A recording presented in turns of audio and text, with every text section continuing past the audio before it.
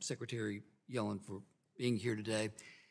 One thing I hear from constituents at home, and I think every other member of Congress hears from their constituents, is everything is expensive. It's just expensive to live today. And there are a lot of factors for inflation. I get that. I do want to ask you, going back to the American Rescue Plan, before we voted on it, Larry Summers, one of your predecessors under Clinton, talked about the package, and he said, I'm quoting, he said, "I think this is the least responsible macroeconomic policy that we've had in the last 40 years. He's right, isn't he, Madam Secretary? Well, he's not right, and I'm sorry I have to differ with his assessment. You have an American economy that is enjoying the strongest job market that we have had in decades. Americans feel confident of their ability to get jobs and to move to better jobs. To think that a year, 2 years after a pandemic struck our country and unemployment was in the double digits, rather than waiting for a decade as we had to after the financial crisis to recover the jobs that we lost. This country is enjoying a 3.6% unemployment rate and has seen the creation of over 500,000 jobs a month in recent months. Americans' financial conditions overall are very strong.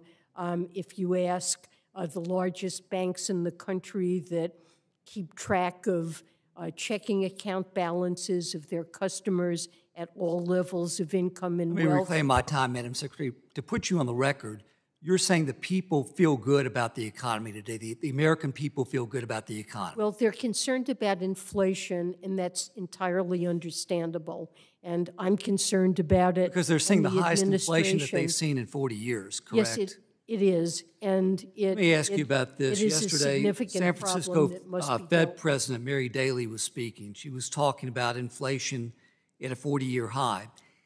She said about that's as harmful as not having a job. She's right about that, isn't she? Well, of course, it erodes the ability of households to purchase a wide array of goods and services. So yes, it is. But remember that especially for the lowest income Americans, wage increases have been more rapid than inflation.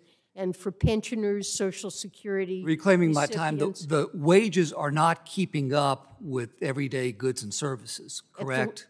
For low-income Americans, on average, that is not true. For low-income Americans, their wage gains have exceeded that. How about for middle-class Americans? Are wage gains exceeding the price increases, or are price increases exceeding wage gains for middle-class Americans? Well, over the last year, the price increases have exceeded the wage gains for middle. Let me ask you about sanctions in my remaining time. A big priority of Chairwoman Waters has been sanctions against the Russian oligarchs. I think of everybody, and we applaud those efforts. As it relates to President Putin, what degree of confidence do you have that any of these sanctions that we've levied have personally touched him or his assets? We have levied sanctions against President Putin, and this morning, I believe, we levied sanctions against his daughters. Look, did it deter? Did all the sanctions, including those that we've imposed against him, and the threat that we told him that we would make this very painful and impose sanctions greater than anything any country had ever seen?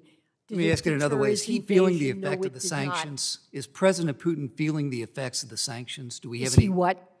Is President Putin feeling the effects of the United States sanctions that have been assessed against him? I don't know personally if he's feeling them yet, but Russia is certainly feeling the effects of these sanctions, and his defense establishment and other critical sectors of the Russian economy are absolutely feeling the effects of these sanctions as they find it impossible, for example, to find the parts that they need to keep their automobile factories running and to build their war machine and replenish it. Thank you, Madam Secretary. I yield back. The gentlewoman from New York, Mrs. Maloney, who is also the chair of the House Committee on